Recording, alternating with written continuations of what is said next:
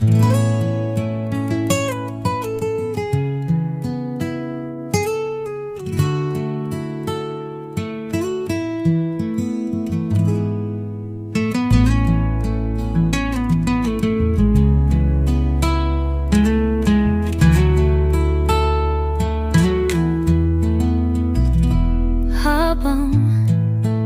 pinagmamasdan kita, bakas sa iyong mukha ang hirap na sa pagtayo at paghinga.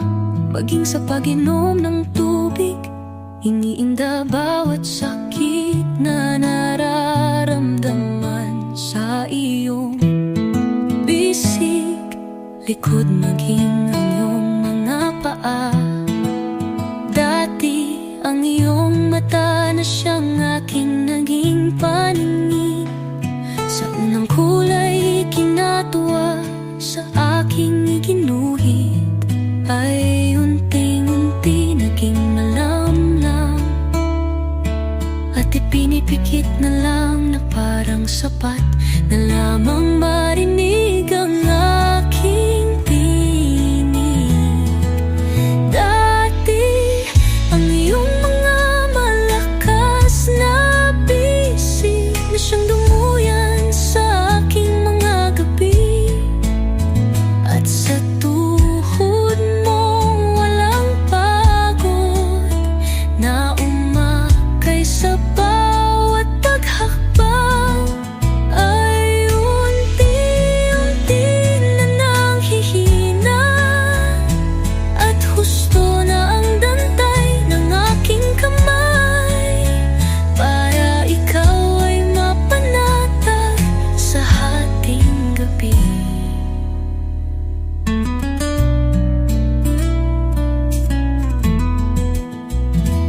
Dati, ikaw ang nanalangin namin na maging malakas ako at masigla. Ngayon naman ako ay nagsusumamo sa Diyos na may kapal na sana. Makapiling ka pa ng maraming taon, na malusog at tumatawa sa simpleng kwento o biro man.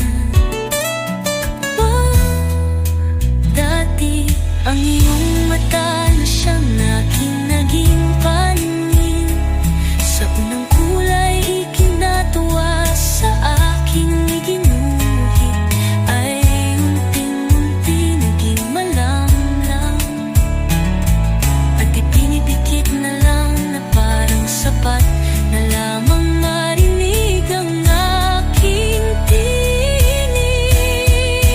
Dati ang iyong mga malakas na bisig na siyang dumuyan sa aking mga gabi. At sa tuhod mo lang walang pagod na umakay sa bawat paghakbang, ay unti-unti na nang hihina.